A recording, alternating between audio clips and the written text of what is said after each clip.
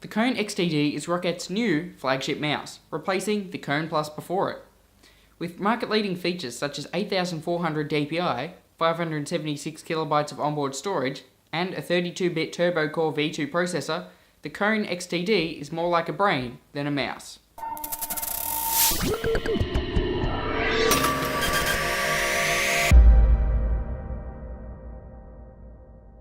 The Kone XTD is one of the most fully featured mice I have ever seen, with 12 assignable buttons expanding to 24 with the use of the Easy Shift Plus button. These buttons can be configured to do a variety of things, including multimedia control, changing the sensitivity or DPI, or even setting up a timer. But the real magic of this mouse is setting up macros, with one mouse button sending a variety of keystrokes or clicks, perfect for changing a class in an FPS or even more mundane tasks like copying and pasting something. The mouse also has a variety of DPI and sensitivity options. Within the settings panel of the mouse, you can configure DPI steps, and using the aforementioned buttons, you can pinpoint your enemies. The DPI goes from 200 all the way to 8200, which is the highest I've ever seen on a mouse. One thing of note is the amount of settings here is somewhat overwhelming. It's difficult for a new user to grasp what the difference between DPI and sensitivity is, and I'm too uncoordinated to fully appreciate high DPIs due to how low I have my sensitivity. Roccat would do well to explain what some of these settings do. All these features are useless, however, with the latest software, version 1.15, branded Roccat Kone XTD mouse option, being seriously buggy, at least with Windows 8, for which they tout compatibility. If I press apply or OK, the program freezes up for up to 2 minutes, and even then it takes a few tries for the mouse to actually respond to what I want it to do. Beyond changing the sensitivity or DPI, I can't do anything except change profiles. This means I'm basically limited to 5 predefined default profiles, with their button assignments and colour options, and thus I literally have no way to customise the mouse.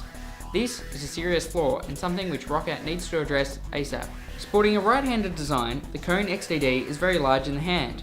In comparison to other regular mice I've used, it definitely feels a lot larger, although I imagine this is a common trait of gaming mice.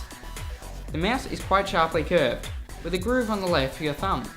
Your index finger goes on the shorter left mouse button, and your longer middle finger extends to the edge of the right mouse button. Your final 2 fingers must grip then onto the right edge of the mouse. Both mouse buttons extend into the rest of the mouse. They're not separate buttons. Between the 2 mouse buttons, there's an assignable button, followed by a 5-way scroll wheel, which has distinct clicks as you scroll, followed by 2 more assignable buttons. On the left edge of the mouse, there are 2 more assignable buttons, making for a total of 12 moving parts. Along each edge of the mouse, 2 transparent strips with LEDs behind them allow the user to customise the colour of the mouse. On the rear of the mouse there's a large Roccat logo, as well as the Roccat Kone XTD branding on the front left, although the Roccat part is blue, which is somewhat unfortunate if you're going to be changing the colour. The compartment for extra weights resides underneath the mouse. This allows the user to add up to 20 grams more in 5 gram increments to the 123 grams the mouse already weighs.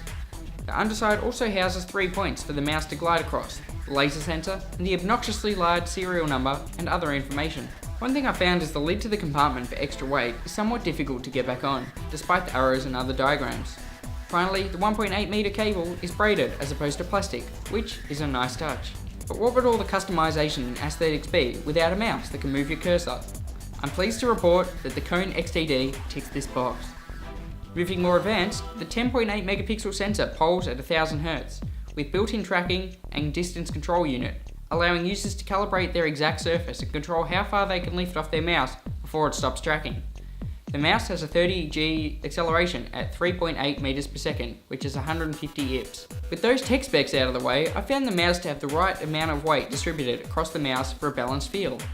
Using 15 grams of extra weight in conjunction with the speed side of the Razor Vespula, the mouse tracks well and responds to each movement. Putting the mouse up to full sensitivity and DPI, even a slight movement causes the mouse to move thousands of pixels. In FPS games, the mouse responded like I expected, once I had found the right sensitivity for me. This is something you need to experiment with. The Kone XTD is ridiculously accurate and allowed me to hit multiple enemy targets in quick succession. A great feature was when I was going to snipe someone in a stealth mission. I brought the sensitivity down without leaving the game, enabling for a more accurate and thus successful shot. As a mouse alone, the Roccat Kone XTD is fantastic, offering greater accuracy and speedier movements than otherwise possible on a mouse. With the range of sensitivity and DPI options available, the mouse caters for many different specific use cases and scenarios. As an all-in-one macro creator, computer controller, and color-changing desk accessory, the Kone XTD has the potential and ability to become something great. But with the poor software accompanying it, many of the promised features are not able to be enabled, and the user is stuck with 5 default profiles.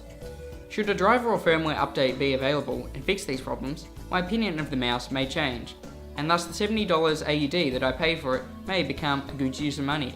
Unfortunately, many of the features can't be used, and thus I have to conclude that, while this is a great mouse, it does not fulfill what was promised.